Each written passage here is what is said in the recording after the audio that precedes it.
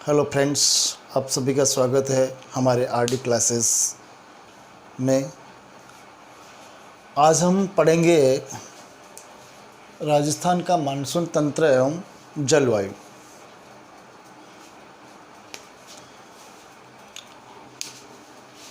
राजस्थान का मानसून तंत्र एवं जलवायु।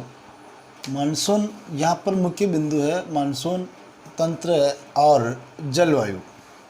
तो सबसे पहले हम इसमें मानसून के बारे में, मानसून तंत्र को देखते हैं कि मानसून तंत्र क्या होता है।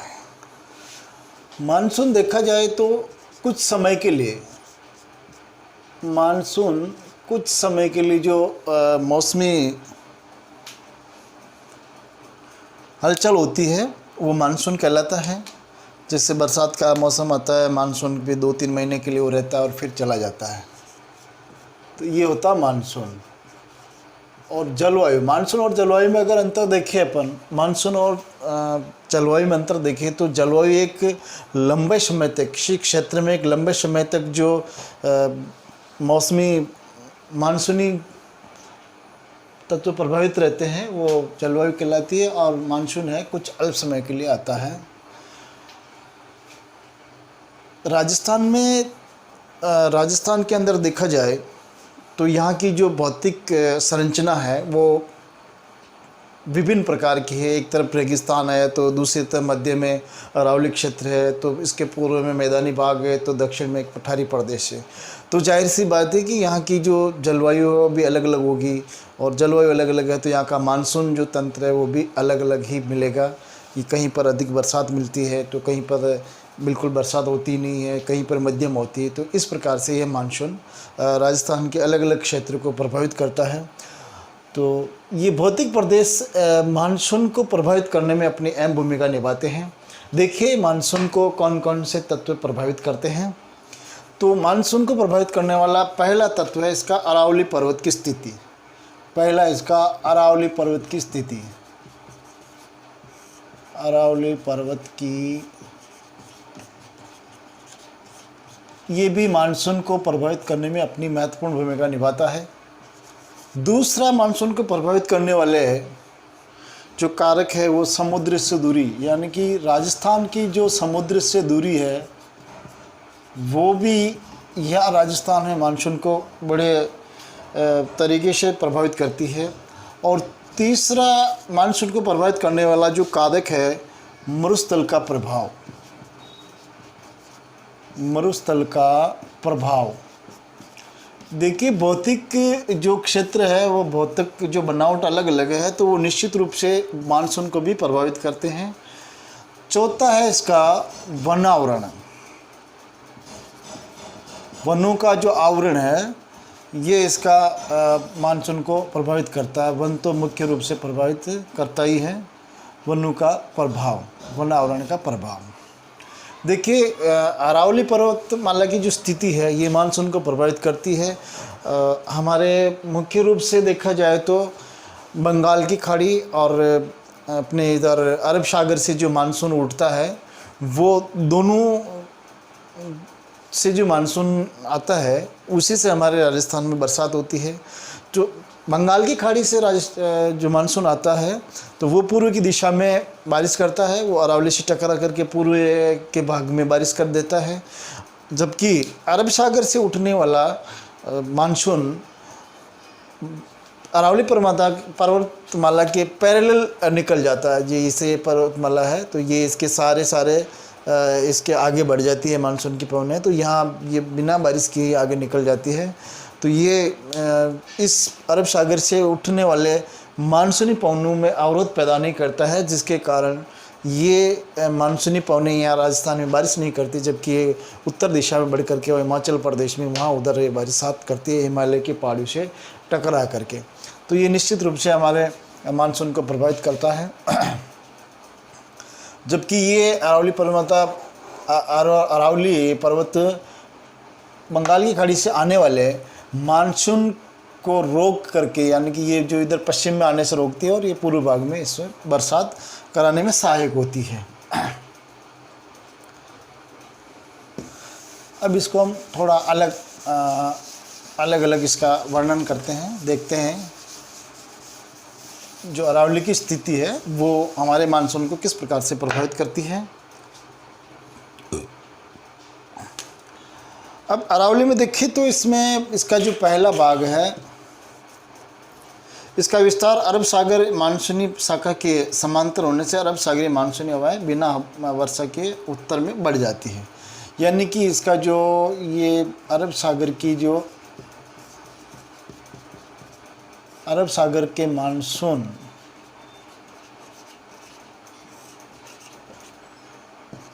समांतर इसका विस्तार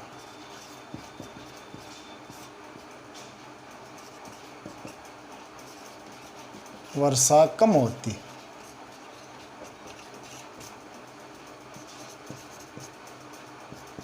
दूसरा इसके जो मध्य में ऊंचाई कम होने से,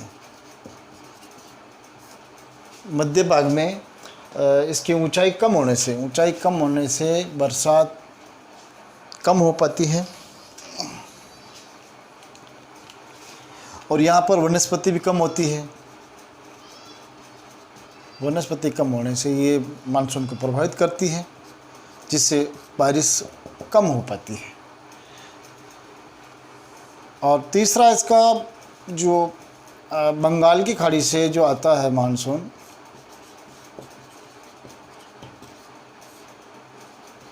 बंगाल की खाड़ी वाले से, यानी बंगाल की खाड़ी वाले मानसून से वर्षा होती है। ये पूर्व से आने वाले को रोक लेता है पश्चिम आने से, और वहीं बारिश, तो इसलिए वो पूर्व का जो मैदानी भाग है उसके अंदर हमारे बहुत अच्छी बारिश होती है। दूसरा मानसून को प्रभावित करने वाला जो मुख्य हमारा कारक है वो था समुद्र से दूरी।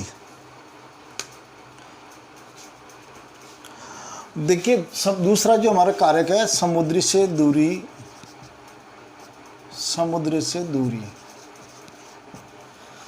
राजस्थान बंगाल की खाड़ी और अरब सागर से दोनों से दूर है, जिसके कारण बंगाल की खाड़ी और अरब सागर से जो मानसून आता है वो यहाँ राजस्थान में पहुँचते पहुँचते उसकी जो क्षमता है कम हो जाती है, और वो बारिश कम कर पाती है, या न के बराबर बारिश होती है, बहुत कम बारिश होती है।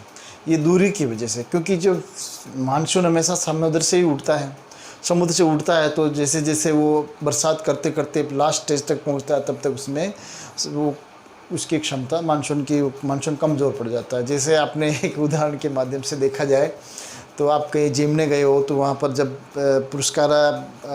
पुरस्कारी लेकर के आता है पंगति में, तो पुरस्कारी करते करते लास्ट स्टेज तक पहुंचता है, तो लास्ट वाले की कभी दाल ख़त्म हो जाती है, कभी पूड़ी ख़त्म हो जाती है, तो इस तरह से उसको रसोई बराबर नहीं मिल पाती है। तो वो स्थिति हमारे ये मानसून से बरसात के जिमने की होती है कि लास्ट तक आते आते मानसून ख़त्म हो जाता है या पानी ख़त्म हो जाता है, तो हमारे राजस्थान में बारिश कम हो पाती है। अगला तीसरा जो हमारा कारक है मरुस्थल का प्रभाव। मरुस्थल का प्रभाव देखिए, अरावली के पश्चिम में पूरा रेगिस्तान है, तो वहाँ पर जाहिर सी बात है वहाँ की जलवायु गर्म है, वहाँ पे गर्मी ज़्यादा रहती है, शुष्क रहता है मौसम। तो वहाँ से जो मानसूनी हवाएं ऊपर से होकर के निकलती है तो वो गर्म हो जाती है और हल्की हो जाती है, तो वहाँ बारिश नहीं कर पाती है, और वो हल्की होकर के सीधी उत्तर की दिशा में निकल जाती है, तो वहाँ उत्तर में जाकर के फिर वो संघनन करके वहाँ बारिश करती है, और हमारा राजस्थान सूखा ही रह जाता है।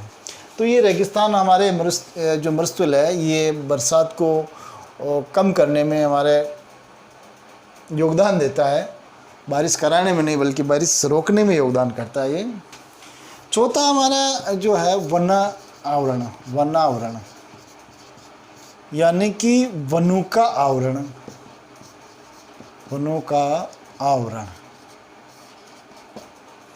जो जमीन वनों से आच्छादित है, वन जहाँ पर अधिक है, वनों की जो सघनता है वो बरसात कराने में सहायक होती है। ये हम शुरू से पढ़ते ही आ रहे हैं। राजस्थान के मरुस्थलीय भाग में वनस्पति बिल्कुल है ही नहीं, तो उधर बारिश होने के चांसेस कम रहते हैं, और बाकी आप राजस्थान के दक्षिणी भाग में जहाँ अच्छी पहाड़ियाँ भी अच्छी अरावली की पहाड़ियाँ भी ऊंची है, प्लस वहाँ पर वनों की सघनता भी है, तो वहाँ से जो अरब सागर से जो मानसून उठ के आता है तो वो उधर ही अच्छी बारिश करा देता है। इधर से बंगाली खाड़ी से भी जो मानसून आता है तो वो भी उधर अच्छी बारिश कराता है। तो ये जहाँ वन है वहाँ पर अच्छी बारिश होती है, और जहाँ वनों की कमी है वहाँ पर बारिश कम हो पाती है। तो ये हमारे मानसून को प्रभावित करते हैं मुख्य रूप से 4 कारक।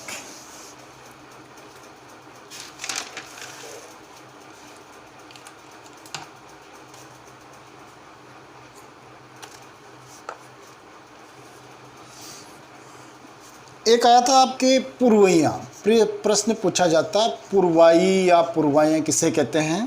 पूर्वइया जो आपके पूर्वइया जो क्या है इसको कहते हैं, जो मानसूनी हवा है, ये मानसूनी हवाओं को कहते हैं। मानसूनी हवाएं जो आती है ठंडी ठंडी मानसूनी हवाएं, आपने देखा होगा कि जब बारिश का मौसम आता है तो बारिश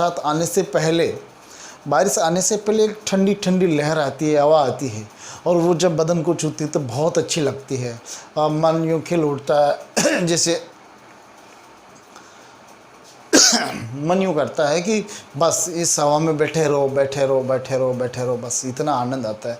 वो जो बारिश आने से पहले बरसात की जो ठंडी लहर आती है वही पूर्वइया कहलाती है। और आपके एक दूसरा शब्द आया है माउठ। माउठ से आप सब परिचित है वैसे भी, फिर भी बता देते हैं। माउठ होता है कि वर्षा यानी सर्दी के अंदर या शीत ऋतु में पश्चिमी विक्षोभों से यानी कि भूमध्य सागरों से जो उठने वाला चक्रवात है उनसे जो बारिश होती है शीत ऋतु में हमारे जो बारिश होती है, शीत ऋतु में होने वाली वर्षा, इसे हमारे स्थानीय भाषा में मावठ कहते हैं। मावठ या मावठा भी बोलते हैं इसको, मावठा हो गया। तो ये हमारे चने के लिए, गेहूं के लिए, जो रबी की जो फसल होती है उनके लिए बहुत लाभदायक होती है मावठ।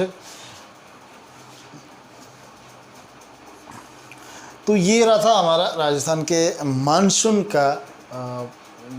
मानसून को प्रभावित करने वाले कारक। अब हम अगले वीडियो में देखते हैं जलवायु और जलवायु को प्रभावित करने वाले कारक।